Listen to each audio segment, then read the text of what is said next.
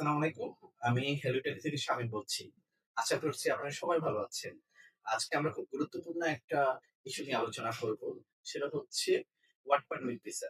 মূলত হচ্ছে এখন দেখা যাচ্ছে যে কিছু অ্যাপ্লিকেন্ট এবং আ আমাদের অনেক শুভাকাঙ্ক্ষী কল দিচ্ছে যে ইটালি এম্বাসি থেকে তাদেরকে কল দিচ্ছে তারা ইটালি এম্বাসিতে যাওয়ার জন্য। মূলত হচ্ছে তাদের যে এনআইডি কার্ডটা আছে সেই এনআইডি কার্ডটা নিয়ে যাওয়ার জন্য। সো রিসেন্ট গতকালকে আমাদের এক অ্যাপ্লিক্যান্ট নাম হচ্ছে শাওন। সে যখন তাকে ফোন দেওয়া হয়েছিল যে আপনি আগামী 18 তারিখে আপনি এম্বাসিতে আসবেন। আসার পর আপনার হচ্ছে এনআইডি কার্ডটা নিয়ে আসবেন।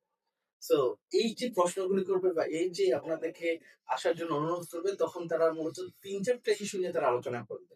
এক ইস্যু হচ্ছে মালিকের নাম। মালিক বা অ্যাপ্লিক্যান্ট চিনি কিভাবে? তার সাথে কিভাবে পরিচয় হলো?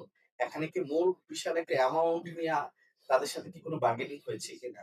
এই ইস্যু গুলো নিয়ে এবং সে যে আগে কাজ করেছে কোথায়, অ্যাপ্লিক্যান্ট কোথায় কাজ করেছে, তার এক্সপেরিয়েন্স গুলি, এগুলো নিয়ে মূলত হচ্ছে তারা আলোচনা করবে। সো আমি যারা অ্যাপ্লিক্যান্ট যারা ইটালি এম্বাসিতে ফাইল জমা করবেন, আমি সবাইকে বলছি শুধু ওয়ার্ক পারমিটের জন্য যে আপনার জমা করার সময় অবশ্যই মালিকের নাম এবং মালিক কোন শহরে থাকে এবং আপনার কাজের যে অভিজ্ঞতা এই সম্পর্কে আপনারা ভালোভাবে ধারণা নেবেন। তাহলে আপনার যে ইন্টারভিউ সেশন হবে খুব সহজে আপনার ইন্টারভিউতে আপনাদের সাকসেস করতে পারবেন এবং আপনাদের ভিসা খুব দ্রুত হবে।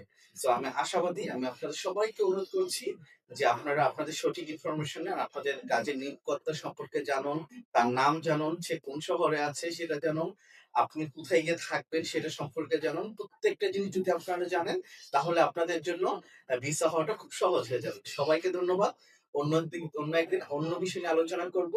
এই পর্যন্ত সবাই ভালো থাকবেন। আসসালাম